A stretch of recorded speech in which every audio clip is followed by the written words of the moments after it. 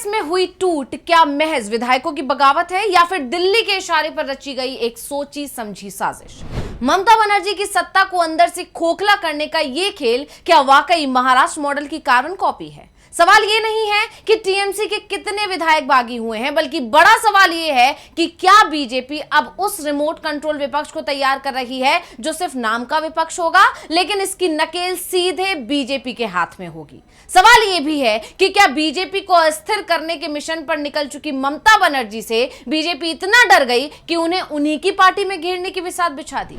तो अपनी इस स्पेशल रिपोर्ट में हम यही समझने की करेंगे कोशिश कि कैसे बीजेपी के इशारे पर टूटी टीएमसी और क्या है बीजेपी का प्लान। नमस्कार, मैं हूं अंशिता।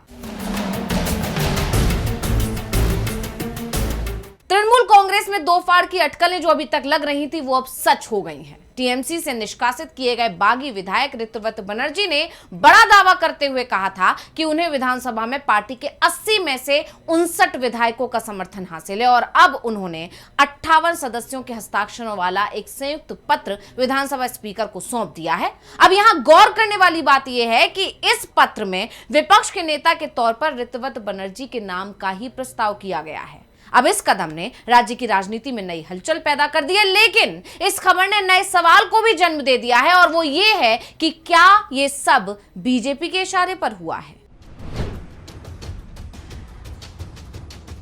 दरअसल ये सवाल इसलिए उठ रहा है क्योंकि 4 मई को नतीजे आने के बाद पश्चिम बंगाल के राजनीतिक गलियारों में एक बड़ा राजनीतिक सवाल घूमने लगा और वो ये था कि क्या तृणमूल कांग्रेस धीरे धीरे टूटने की ओर बढ़ रही है। जिस तरह पार्टी में इस्तीफों की झड़ी लगी उसने ही इन सवालों को जन्म दिया, लेकिन सबसे बड़ा सवाल ये था कि आखिर ये सब हो क्यों रहा है? क्या इसके पीछे बीजेपी है? इन तमाम सवालों का जवाब दिया शिवसेना उद्धव गुट के सांसद संजय राउत ने। तो क्या कुछ बोले हैं संजय राउत, पहले वो सुनिए। जो महाराष्ट्र में हुआ वही तृणमूल के बारे में पश्चिम बंगाल में अमित शाह करने जा रहे हैं। जो उनकी हॉबी है किसी भी राज्य को अस्थिर रखना, और मैं सब कुछ खरीद सकता हूँ सत्ता के बल पर, ये दिखाना, ये उनकी हॉबी है। अपने इस बयान में संजय राउत ने साफ तौर पर कहा कि जो महाराष्ट्र में हुआ वो ही तृणमूल के बारे में पश्चिम बंगाल में अमित शाह करने जा रहे हैं और उनकी हॉबी है किसी भी राज्य को अस्थिर रखना। हालांकि ये बात संजय राउत ने नहीं कही है, बल्कि इससे पहले ही तृणमूल कांग्रेस की प्रमुख ममता बनर्जी भी इसी तरह के दावे कर रही थी। वो शुरुआत से ही कह रही थी कि बीजेपी उन्हें और उनकी पार्टी को तोड़ने की, कमजोर करने की कोशिश कर रही है। उनका तो ये भी कहना था कि उनके सांसदों या नेताओं पर जो भी हमले हुए, जैसा कि आप जानते हैं कि पिछले कुछ दिनों में लगातार 3 सांसदों पर हमले हुए, कार्यकर्ताओं पर हमले हुए, पार्टी के कार्यालयों में तोड़फोड़ हुई, उन सब के पीछे भी बीजेपी ही है। ऐसा करके वो नेताओं को डरा रही है और जैसा कि ममता बनर्जी कह रही थी, जैसा कि वो दावा कर रही थी कि नेताओं में डर पैदा किया जा रहा है, उस डर को देखा भी गया। यानी इस पूरी जो रणनीति तय की गई बीजेपी की तरफ से, इसका असर भी दिखा। ममता बनर्जी ने एक बैठक बुलाई और इन बैठकों से पार्टी विधायक गायब होने लगे। रिपोर्ट्स बताती हैं कि एक मीटिंग से दूसरी मीटिंग में विधायकों के आने की संख्या धीरे धीरे कम होती गई।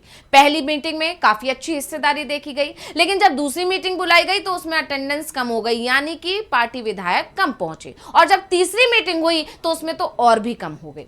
ऑफिशियली कई गैर हाजिर विधायकों ने हेल्थ प्रॉब्लम बहाना दिया, पर्सनल एंगेजमेंट बताया या सिक्योरिटी से जुड़े कुछ बहाने बता दिए, लेकिन असली कहानी कुछ और ही थी। कहा जाने लगा कि पार्टी नेताओं में डर बैठ गया और इसीलिए वो टीएमसी के प्रमुख से या टीएमसी से दूरी बना रहे हैं। और इसी के बाद यानी ये जो खबरें आने लगी कि विधायकों ने ही अब दूरी बनाना शुरू कर दिया है, नेताओं ने ही दूरी बनाना शुरू कर दिया है, इसके बाद ही सियासी गलियारों में चर्चा ने जोर पकड़ लिया कि बंगाल में महाराष्ट्र जैसा पॉलिटिकल माहौल बन सकता है। जहां शिवसेना या एनसीपी 2 गुटों में टूट गई थी, तो अब आते हैं अपने दूसरे अहम सवाल पर, और वो ये है कि क्या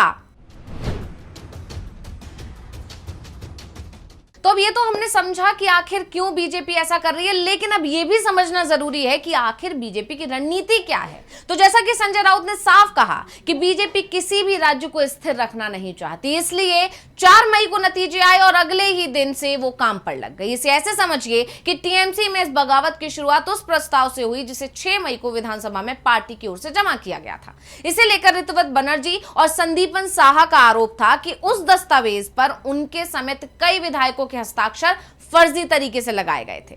इस प्रस्ताव में विधानसभा में विपक्ष के नेता, उपनेता और मुख्य सचेतक के नाम भी शामिल थे। दोनों विधायकों ने दस्तावेज की वैधता और पार्टी नेतृत्व की तरफ से अपनाई गई प्रक्रिया पर सवाल उठाए और इसके बाद ममता बनर्जी ने इन दोनों नेताओं को पार्टी से बाहर का रास्ता दिखा दिया और फिर इन दोनों विधायकों ने ही पार्टी को तोड़ दिया। और अब यहां गौर यह भी करने वाली बात है कि ऋतुवत बनर्जी खुद विपक्ष का नेता बनने की चाह रख रहे हैं, क्योंकि उस हस्ताक्षर वाला जो लेटर दिया गया है उसमें ऋतुवत बनर्जी का नाम विपक्ष के नेता के तौर पर प्रस्तावित किया गया है। यानी साफ तौर पर समझा जा सकता है कि ऋतुवत बनर्जी ने अपनी महत्वाकांक्षा को पूरा करने के लिए ही ये सारी कहानी गढ़ी और पार्टी में टूट हो गई। और यही तो बीजेपी चाहती थी। बंगाल में अब टीएमसी का नामो निशान ही मिट जाए, क्योंकि जब कोई सत्ताधारी पार्टी अंदर से बटी हुई नजर आने लगती है तो संगठन के भीतर और आम मतदाताओं के बीच भी शंकाएं फैलने लगती हैं। तब पार्टी के अधिकार, नेतृत्व के उत्तराधिकार, वैचारिक दिशा और सांगठनिक अनुशासन को लेकर सवाल उठने लगते हैं और ऐसा होते ही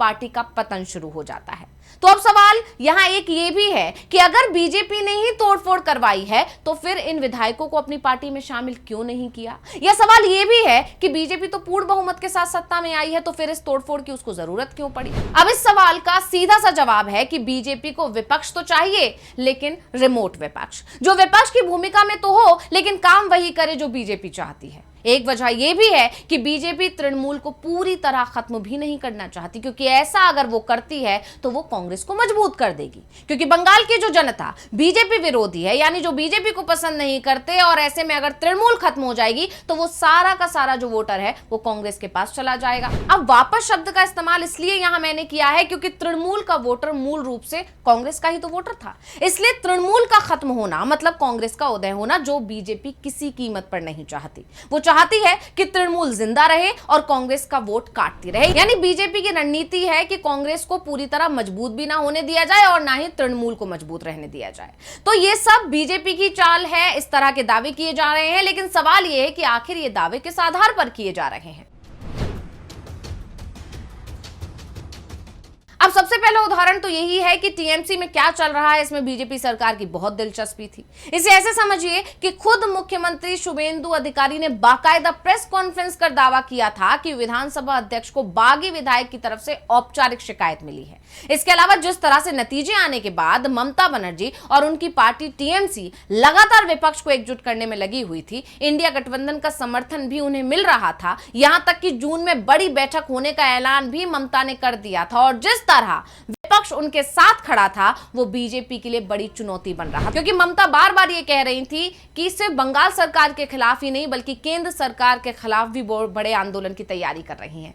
ऐसे में अब टीएमसी के अंदर जो टूट फूट हुई है उसके सहारे बीजेपी ने ममता और उनकी पार्टी का अस्तित्व खतरे में ला दिया है। यानी अब ममता राज्य और केंद्र की सरकार से तो तब लड़ पाएंगी जब अपनी पार्टी को ही बचा पाएंगी। यानी बीजेपी ने ममता को उलझा दिया है। हालांकि ममता बनर्जी की तरफ से पूरी तैयारी कर ली गई है कि वो इस चुनौती का सामना कैसे करेंगे। तो स्पेशल रिपोर्ट आपको कैसी लगी हमें कमेंट करके अपनी राय जरूर दीजिएगा। इसी के साथ मुझे दीजिए इजाजत। देखते रहिए डीवी लाइव। नमस्कार।